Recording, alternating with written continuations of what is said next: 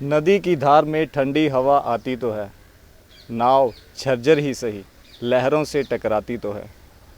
कोई चिंगारी कहीं से ले आओ ऐ दोस्तों, इस दिए में तेल से भीगी हुई बाती तो है। दोस्तों, जिस तरह एक जंगल में आग लगने के लिए एक चिंगारी ही काफ़ी है, वैसे ही कोई किस्सा, कोई कहानी, कोई व्यक्ति हमारे अंदर की छुपी हुई प्रतिभा को जगाने के लिए काफ़ी है। न जाने कब किस मोड़ पे कोई ऐसा मिल जाए जो हमारे देखने का, सोचने का नज़रिया बदल दे। हम इस प्रोग्राम के ज़रिए आपकी फिल्मी जगत के उन हस्तियों से करवाएंगे जिनके किस्से और कहानियाँ आपके लिए प्रेरणादायक होंगी। आज हमारे इस प्रोग्राम के जो मेहमान हैं, उनका नाम है राजेश कुमार जी।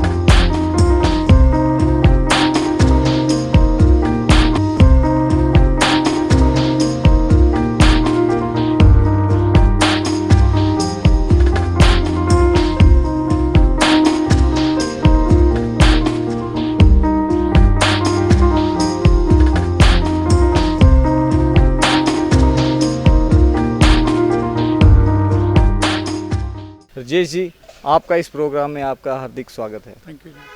राजेश जी, हम इस प्रोग्राम के ज़रिए आपकी जर्नी लोगों तक पहुंचाना चाहते हैं कि आपने जम्मू से लेकर मुंबई तक का जो सफ़र तय किया वो किस तरह से किया और आपके क्या क्या एक्सपीरियंसेस रहे। जी सर, शुरुआत तो मतलब गांव से ही करी। बेसिकली जो गांव मेरा है Galwadde Chak, it's like I think 20 kilometres from here. तो स्कूलिंग तो यहीं से हुई सर, गांव से स्कूलिंग हुई। बट उसके बाद मतलब फैमिली तो चाहती थे कि आप थोड़ा, आप इधर you go into army. My father because army school में पढ़े, तो फिर फादर बोल रहे कि तू आर्मी में चले जा। But unfortunately I couldn't go because थोड़ा मेडिकल रीजंस की वजह से। उसके बाद मदर्स मेरी चाहती थी कि आप मेडिकल ले लें, मतलब डॉक्टर बने। यहाँ पे थोड़ा डॉक्टर का मतलब यहाँ पे ऑलरेडी थोड़ा क्रेज़ तो है ही। तो मैंने उनकी बात रखते हुए मेडिकल स्ट्रीम ले ली, 12th में पढ़ाई की। लेकिन कुछ ऐसा होता ना, मतलब कुछ अंदर से आ नहीं रहा था कि व्हाट आई एम डूइंग। फिर उसके बाद जब मैं 12th कर ही रहा था तो एक्चुअली मेरे फादर फिर बोलने लगे कि तू आर्मी में नहीं जा सकता, तो why don't you prepare for IAS, why shouldn't you go into civil services. Civil services का भी मेरे जहन में था ही, बट इन 2005 अंदर से कुछ हुआ कि why shouldn't I go for law. My father was against, मतलब you shouldn't go for it because हमारा एक लिटिगेशन, पेंडिंग लिटिगेशन चल रहा था। तो फादर रोज़ जाते थे कोर्ट में, तो उन्होंने हालात पता थे कि भाई कोर्टों में क्या होता है क्या नहीं होता, और जम्मू में खासकर थोड़ा। तो उन्होंने कहा नहीं नहीं, मेरे को पसंद नहीं है ये सब प्रोफेशन आपका, आप मतलब you better prepare for KS की या फिर IAS के लिए। बट सर पता नहीं, एक ज़िद्द थी। मतलब मैं कहता हूँ कि कोई भी चीज़ काम करने के लिए आपके पास ज़िद्द होनी चाहिए।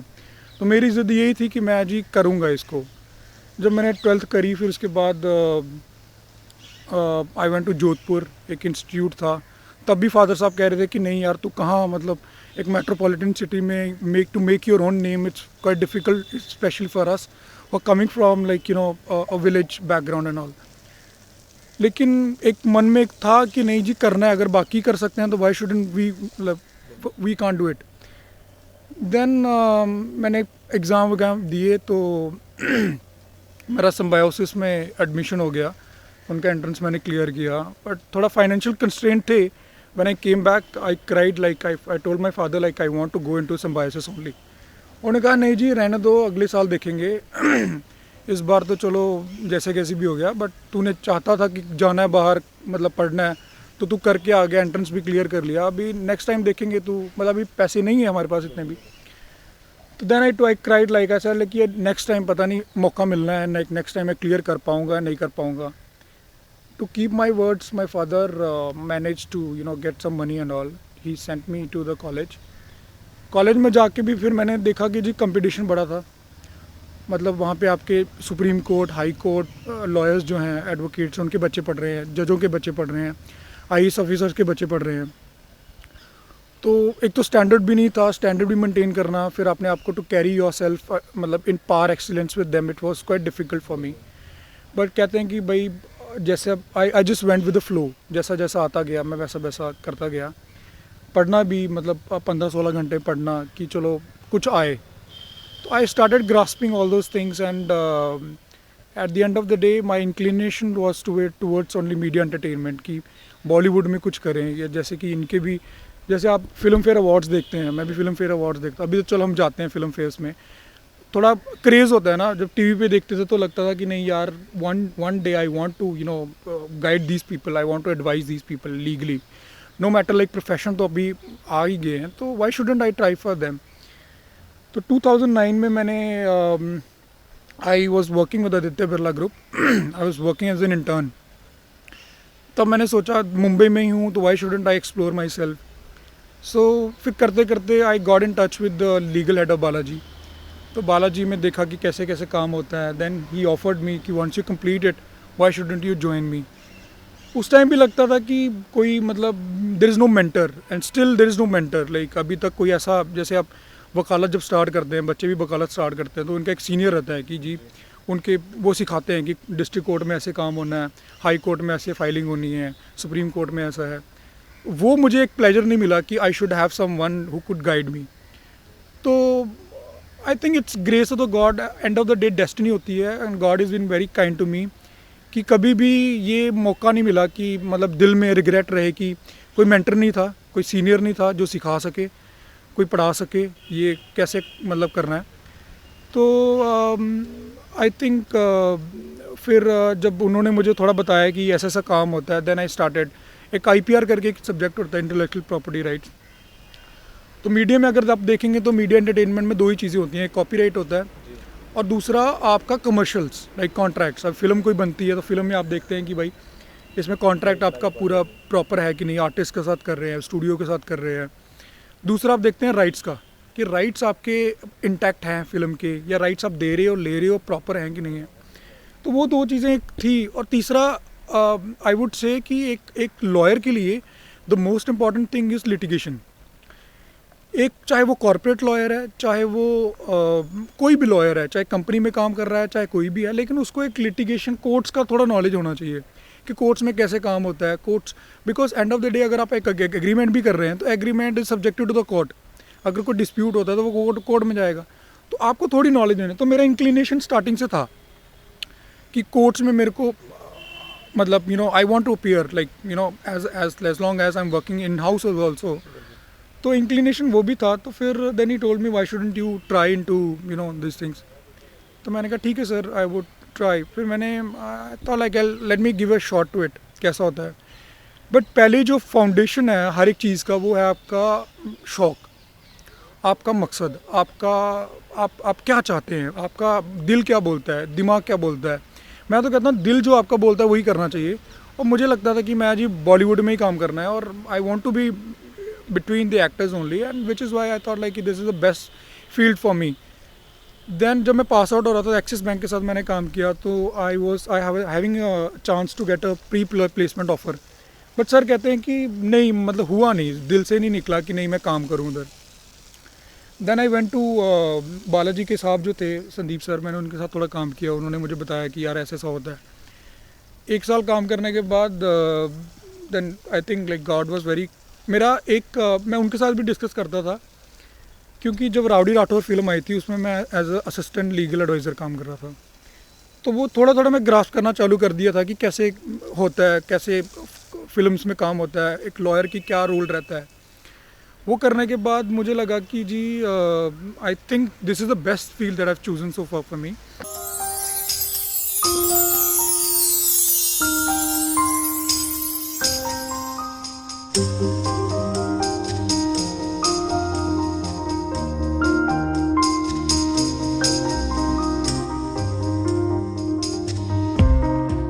राजेश जी, आपने अपने स्कूल का, अपने कॉलेज का हमारे साथ एक्सपीरियंस शेयर किया।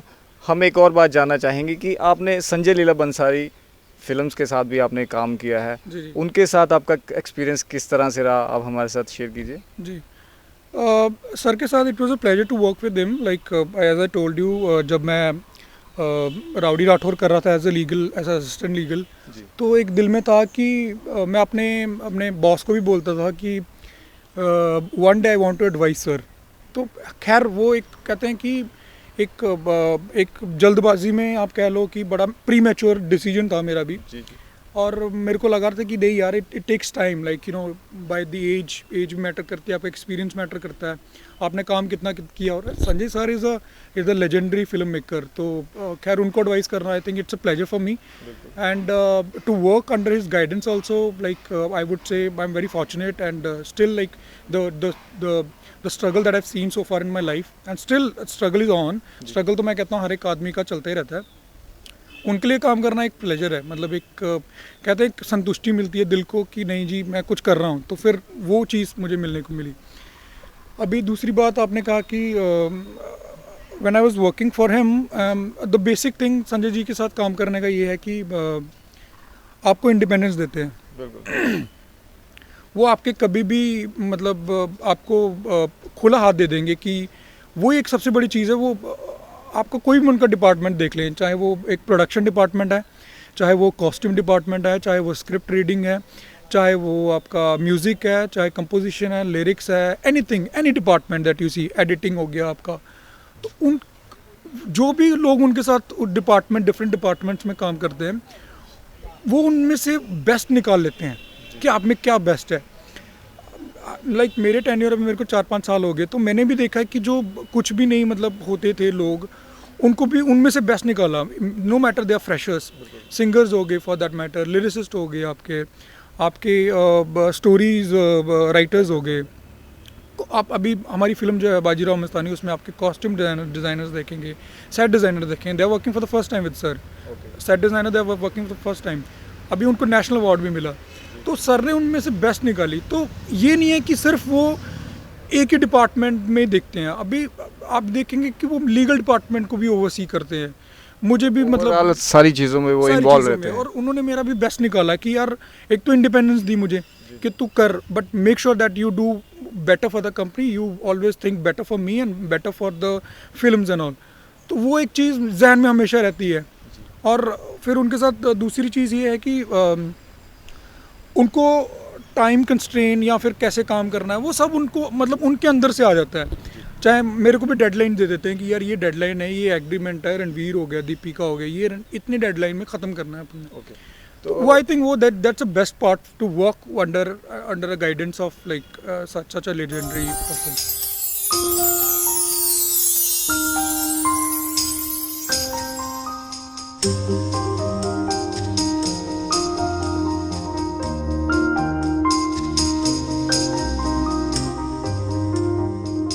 जैसे कि हमने देखा था कि जब रामलीला फिल्म रिलीज़ होनी थी, उस समय काफ़ी विवादों में रही थी ये मूवी, तो उस समय आपने इस सिचुएशन को किस तरह से हैंडल किया था, क्या क्या परेशानियां आई थी, वो एक्सपीरियंस भी आप हमारे साथ शेयर कीजिए। जी, रामलीला लिटिगेशन जो था वो मेरी लाइफ का एक फर्स्ट मतलब पड़ाव था। आई थिंक उसी फिल्म के लिटिगेशन ने मुझे थोड़ा सा एक मतलब दिया एक्सपोजर्स की, and I think I am very fortunate again that Ramlila का जो लिटिगेशन है it has set a precedent in the country.